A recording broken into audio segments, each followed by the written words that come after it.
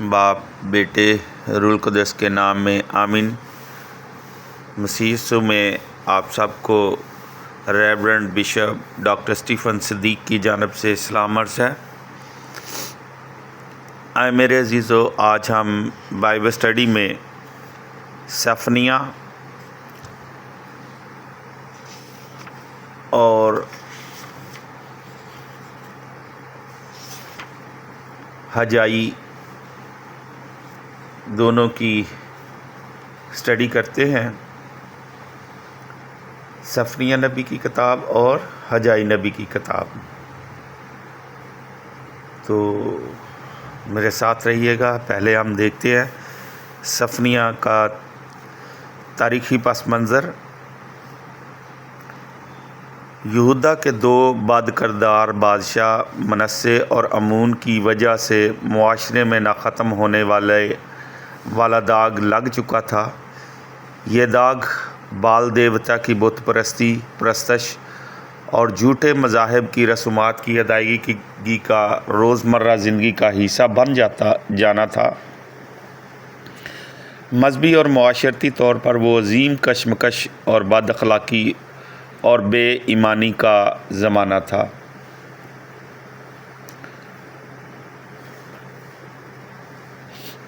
صفنیہ نے یوشیا بادشاہ کے زمانہ 640 سے 609 قافمیم میں یہودا میں نبوت کی۔ کتاب میں یہودا اور یروشلم کے گناہوں کا ذکر ہے۔ اسرائیلی غیر معبودوں کی عبادت کرتے تھے، یہاں تک کہ یروشلم میں بھی بت رکھے گئے تھے۔ صفنیہ وہ اہم پیغامات کی نبوت کرتا ہے، دو اہم پیغامات کی نبوت کرتا ہے۔ اول یہ کہ خدا کا یوم عظیم نزدیک ہے، اور دوم یہ کہ خدا اپنے عظیم دن پر ان لوگوں کو سزا دے گا جو اس کے نافرمان رہے۔ خدا تمام جلا وطنوں کو واپس لائے گا اور وہ یروشلم میں دوبارہ اس کی پرستش کریں گے۔ صفنیہ نمبر 1 دیکھتے ہیں۔ صفنیہ نے اپنا نبوی کردار ان مشکل حالات 640 سے 625 قافمیم تک میں شروع کیا۔ ایسا محسوس ہوتا ہے کہ وہ امیر شرفا میں پیدا ہوا۔ اشعیاء کے زمانہ کو 60 سال گزر چکے تھے، مگر یوشیا کی اصلاحات اور ارمیا کی تبلیغ ابھی آنے والی تھی۔ نمبر 2، صفنیہ خداوند کے دن یوم خداوند کی آمد کا اعلان کرتا ہے۔ یہ دن خالی دن کے لیے خوفناک دن ہوگا، مگر حلیم اور دل کے فروتن کے لیے ان کی نجات کی امید حقیقت بنے گی۔ ابھی ہم صفنیہ کے مواد کو دیکھتے ہیں جو کتاب میں ہے۔ ابواب پہلے باب کی پہلی آیت سے دوسرے باب کی تیسری آیت۔ یوم خداوند خوفناک ہوگا، یہ یہودیوں کے لیے دھمکی اور تائب دل کے لیے دعوت ہوگا۔ دوسرے باب کی 4 سے 15 آیت۔ تمام ممالک کے لیے تنبیہ اور دھمکیاں۔ تمام اقوام خدا کی قوم سے نفرت کرتی ہیں۔ تیسرے باب کی پہلی آیت سے 8ویں آیت یروشلم کے رہنماؤں کو للکارتا ہے۔ تیسرے باب کی 9 سے 20ویں آیت خدا تمام اقوام کو پاک کرے گا، اسرائیل کا بقیہ شاداب ہوگا۔ ابھی ہم صفنیہ کی اہم نکات پر دھیان و گیان کرتے ہیں۔ خداوند کا عظیم محیب دن نزدیک ہے، پہلے باب کی دوسری آیت میں اس کا ذکر ہے۔ میں روح زمین سے سب کچھ بالکل نابود کر دوں گا۔ خداوند کا فرمان یوں ہی ہے۔ پہلے باب کی 12ویں آیت، اور اسی وقت میں چراغ لے کر یروشلم میں تلاش کروں گا اور انہیں سزا دوں گا جو دل میں کہتے ہیں کہ خداوند نیکی کرے گا نہ بدی۔ پہلے باب کی 15 آیت، وہ دن قہر کا دن ہوگا، رنج اور مصیبت کا دن، تباہی اور بربادی کا دن، تاریکی اور ظلمت کا دن، ابر اور تیرگی کا دن۔ خداوند کی تلاش، دوسرے باب کی 3 آیت، خداوند کے طالب ہو، صداقت کو ڈھونڈو اور فروتنی کی تلاش کرو، شاید خداوند کے غضب کے دن تمہیں پناہ ملے۔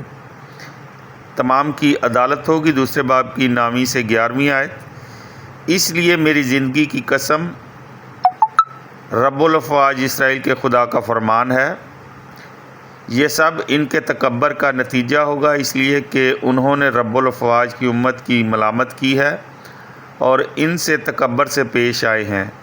وہ زمین کی تمام معبودوں کو لاغر کر دے گا۔ یروشلم کے غنا، تیسرے باب کی 1 آیت، اس سرکش اور ناپاک ظالم شہر پر افسوس، تیسرے باب کی 3 سے 4 آیت، اس کے سردار اس میں گرجنے والے شیر ہیں، اس کے قاضی شام کو نکلنے والے بھیڑیے ہیں جو صبح تک کچھ نہیں چھوڑتے، اس کے نبی جھوٹے اور دغاباز ہیں، اس کے کاہن مقدس کو ناپاک کرتے اور شریعت کو مروڑتے ہیں۔ یروشلم کا کفارہ، تیسرے باب کی 11ویں آیت، اسی روز تجھے کسی بھی ایسے کام کے باعث جس سے تو میرا گنہگار ہوا ہے پھر شرمندہ ہونا نہ پڑے گا، کیونکہ میں اس وقت تیرے درمیان سے تیرے متکبر شیخی بازوں کو نکال دوں گا اور تو پھر میرے کوہ مقدس پر تکبر نہ کرے گا۔ بقیہ، تیسرے باب کی 12ویں سے 13ویں آیت، میں تیرے درمیان فقط غریب و حلیم امت باقی رہنے دوں گا اور اسرائیل کا بقیہ خداوند کے نام پر توکل کرے گا۔ وہ بعد ازاں نہ بدی کریں گے، نہ جھوٹ بولیں گے اور نہ ان کے منہ میں دغا کی زبان پائی جائے گی۔ خدا تمہارے ساتھ ہے، تیسرے باب کی 14ویں آیت، اے بیٹی سیون نغمہ سرائی کر، اے اسرائیل تو للکار، اے بیٹی یروشلم اپنے سارے دل سے خوشی منا اور شادمانی کر۔ تیسرے باب کی 17 آیت، خداوند تیرا خدا تمہارے درمیان ہے اور قادر ہے کہ نجات دے، وہ تیرے باعث خوش ہو کر للکارے گا، وہ چپکے چپکے محبت رکھے گا، وہ گویا عید کے دن تیری خاطر شادمان ہو کر رقص کرے گا، حلیم سر بلند ہوں گے۔ تیسرے باب کی 19ویں آیت، اس روز میں انہیں جو لنگڑاتی تھیں بچاؤں گا، میں انہیں جو ہانکی گئی تھیں فراہم کروں گا، اور جہاں کہیں وہ جہان میں رسوا ہوئی تھیں میں انہیں معزز اور نامور کروں گا۔ ابھی ہم دیکھتے ہیں کہ صفنیہ میں ہم کیا سیکھتے ہیں۔ وہ زمانہ جس میں صفنیہ نے اپنی نبوتی خدمت ادا کی وہ شدید مشکلات سے معمور وقت تھا۔ خدا کے لوگوں نے موسیٰ کی تعلیمات کو ترک کیا اور اس عہد سے دور ہو گئے جو خدا نے ان سے باندھا۔ اپنے ارد گرد غیر قوم لوگوں کی مانند انہوں نے مادی خوشحالی اور فراوانی کی جستجو اور تلاش کی۔ یروشلم کے رہنما اور کاہنوں نے بھی سوچا کہ خدا کا بدی اور نیکی پر کوئی زور نہیں۔ خدا سے دور اس طرز زندگی کی وجہ سے لوگ در حقیقت بہت بدکار تھے اور صفنیہ نے ان کی شدید اور سخت تنبیہ کی۔ نمبر 2، عدالت کا دن قریب ہے۔ یہ خوفناک دن ہوگا۔ اس دن صرف انسانوں ہی کی نہیں بلکہ تمام کائنات، دنیا ہل جائے گی اور ختم ہو جائے گی۔ خدا کی عدالت کو سونے یا چاندی سے جھکایا نہیں جا سکتا۔ اس لمحہ تک ہماری زندگی کے ہر عمل کا احتساب ضروری ہے۔ تب خدا عدالت جاری کرے گا، صرف یروشلم اور اسرائیل پر ہی نہیں بلکہ دنیا کی تمام اقوام پر بھی، اور اجر اور سزا ہوگی۔ نمبر 3، روح کے غریب جو خدا کے سامنے اپنی بے زوری کا اقرار کریں اور اپنی تمام زندگی اس کے سپرد کریں، انہیں اناویم کہا گیا ہے۔ وہ سزا سے بچ جائیں گے اور نجات پائیں گے۔ نمبر 4، صرف چنیدہ اسرائیل سے ہی نہیں بلکہ تمام اقوام سے روح کے غریب خدا کا رحم پائیں گے اور پاک صاف ہوں گے۔ وہ صہیون کے مقدس پہاڑ پر بسیں گے، خدا کی شادمانی میں داخل ہوں گے اور سچی شادمانی میں اس کے ساتھ رقص کریں گے۔ اے صہیون کی بیٹی نغمہ سرائی کر، اے اسرائیل تو للکار، اے بیٹی یروشلم اپنے سارے دل سے خوشی منا اور شادمانی کر۔ نمبر 5، صفنیہ کی تعلیم نئے عہد نامہ میں پہاڑی واز۔ حوالہ جات اس کے ساتھ آپ سٹڈی کر سکتے ہیں۔ متی 5 باب اس کی 3 سے 12 آیت، پھر 11 باب 25 سے 30 آیت کا پیش خیمہ ہے۔ ابھی ہم حجائی کی جو کتاب ہے اس کی سٹڈی کرتے ہیں۔ حجائی کیتھولک بائبل میں حجائی ہے اور پروٹیسٹنٹ ترجمے میں ہجی ترجمہ کیا گیا ہے۔ عبرانی لفظ ہے اور اس کا معنی ہے پرمسرت، یعنی حجائی کا معنی ہے پرمسرت۔ ابھی حجائی کا تاریخی پس منظر دیکھتے ہیں۔ سوری،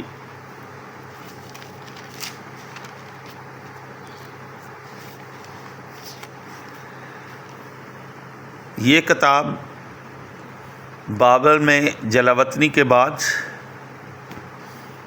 538 کاف میم میں فارس کے بادشاہ کورش کے زمانے کی نبوت ہے۔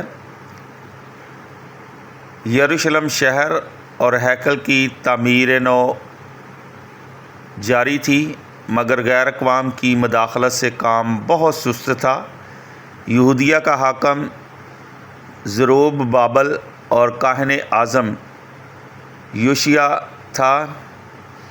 وہ لوگوں کو سرزنش کرتے ہیں کہ وہ خدا کے گھر اور شہر کی تعمیر رکنے سے پریشانی اور مصیبت میں ہیں۔ اگر وہ سچے دل سے کام کرے تو خدا لوگوں کو برکت دے گا۔ کتاب 4 نبوتوں پر مشتمل ہے۔ نمبر 1 ہم دیکھتے ہیں اس کے تاریخی پس منظر میں فارس کے بادشاہ کے وطن واپسی کے فرمان کو جاری ہوئے 18 سال گزر چکے ہیں۔ زروبابل یعنی داؤد کے جانشینوں میں سے کی زیر قیادت اور کاہن اعظم یوشیا کے ساتھ لوگ یہودا کو واپس گئے، لیکن انہوں نے اپنے دن سیاہ مایوسی میں زمین یا گھروں کے بغیر اور ہیکل کی عصر نو تعمیر کے ارادہ نہ رکھتے ہوئے گزارے، لیکن شروع ہی میں انہوں نے قربانیاں گزارنے کے لیے ایک مذبح تیار کیا۔ نمبر 2، اس طرح کے زمانے میں جیسا کہ یہ تھا، ہیکل کی عصر نو تعمیر پہلی ترجیح تھی۔ اس کے ساتھ حجائی نبی ظاہر ہوتا ہے جو خدا کے کلام کی منادی کر رہا تھا۔ 520 کاف میم۔ جو زلف جیسا کہ قاضیوں کے زمانے میں سماجی حالات کمزور تھے اور لوگ متحد نہیں تھے، جیسا کہ خدا کے عہد، اس کی بادشاہی اور ہیکل کی عصر نو تعمیر کو کسی فرد واحد نے ان معاملات پر کوئی توجہ نہ دی۔ جزبے فارس میں غیر متزلزل رجحانات 522 کاف میم۔ کے بارے سن کر یروشلم کے لوگوں نے اس کو یہ نشان سمجھ کر کہ آخر کار خداوند کا دن نزدیک آ رہا ہے وہ خوف زدہ تھے۔ جوزیم بے چینی کی اس گھڑی میں جب محسوس ہو رہا تھا لوگ واقعات کی اس لہر کے ذریعے تباہ ہونے والے ہیں، حجائی اور زکریا نبی ان کی آنکھوں کو کھولنے کے لیے، انہیں حوصلہ دینے کے لیے، روحانی مدد دینے کے لیے اور مضبوط کرنے کے لیے ظاہر ہوئے اور پر زور درخواست کی کہ وہ ہیکل اور اپنی زندگیاں ازسر نو تعمیر کریں۔ ابھی حجائی نبی کی کتاب کا مواد دیکھتے ہیں۔ ابواب 1 پہلی آیت سے 11ویں آیت، 2 رہنماؤں زروبابل اور یوشیا کے سامنے درخواست۔ پہلے باب کی 12 سے 15 آیت، لوگ ہیکل کی ازسر نو تعمیر کرنے کے لیے خدا کی آواز پر بیدار ہوتے ہیں، خداوند ہمارے ساتھ ہے۔ باب 2 پہلی آیت سے 9ویں آیت، ازسر نو تعمیر شدہ ہیکل خداوند کے جلال سے معمور ہے، یہ سلیمان کی ہیکل کی ثانی نہیں لیکن مستقبل میں دنیا کے تمام لوگوں کو جو یہاں اکٹھے ہوں گے امن و سکون دے گی۔ دوسرے باب کی 10ویں سے 14ویں آیت، اگر ہیکل ازسر نو تعمیر نہ ہوتی لوگ ناپاک رہیں گے، جیسا کہ وہ مردوں کے جسم کو چھوتے ہیں ناپاک ہو جاتے ہیں، اسی طرح لوگ بھی ناپاک رہیں گے۔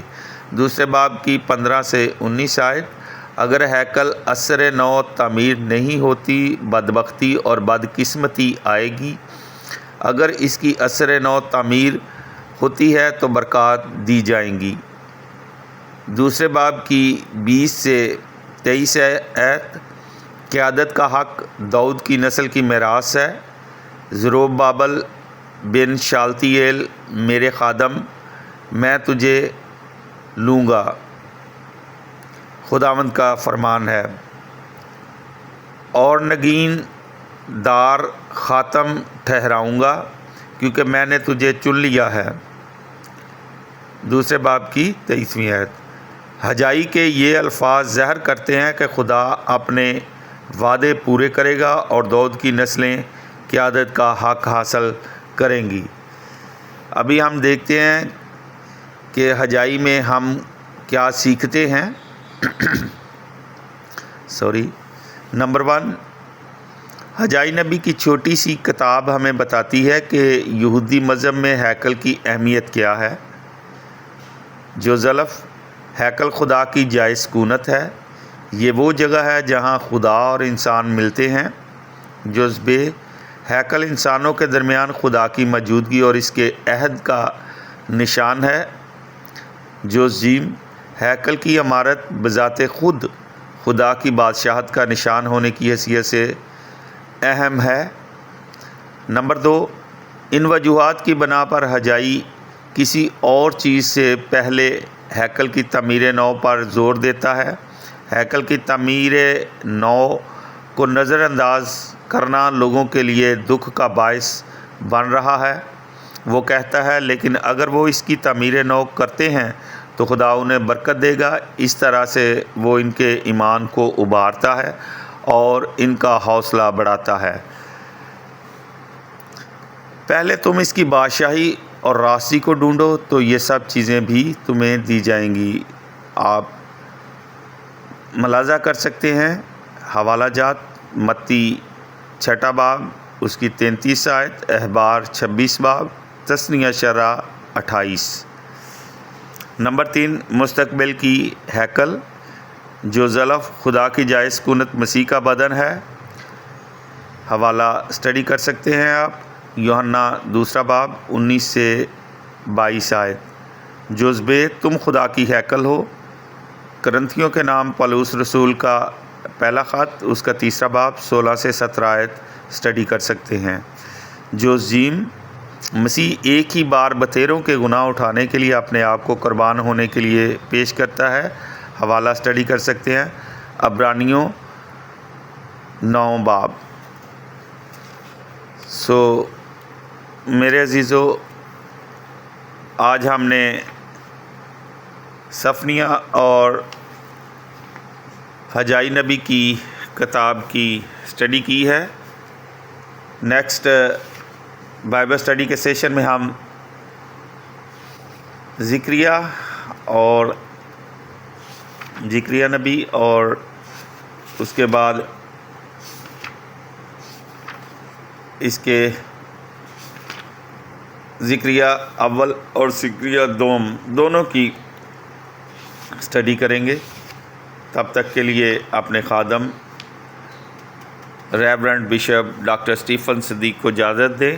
نیکسٹ بائبل اسٹڈی کے ساتھ آپ کی خدمت میں دوبارہ حاضر ہوں گا۔ خدا قادر مطلق باپ، بادشاہوں کا بادشاہ، جاہ و جلال کا بادشاہ، ابتدار اور انتہا، ہماری پناہ گاہ، ہماری چٹان، ہم سب کو عقل، دانائی، فہم بخشے تاکہ ہم اس کے کلام کو پڑھیں، سنیں اور اس پر عمل کریں، تاکہ ہم خدا کی بادشاہی کے لیے اپنے آپ کو تیار کر سکیں اور خدا کی بادشاہی زمین پر قائم کرنے کے لیے تگ و دو کریں اور ہمیشہ کی زندگی کے وارث بن سکیں۔ مسیح خداوند ہم سب کو برکت دے، آمین۔ خدا باپ، بیٹے، روح القدس کے نام میں آمین۔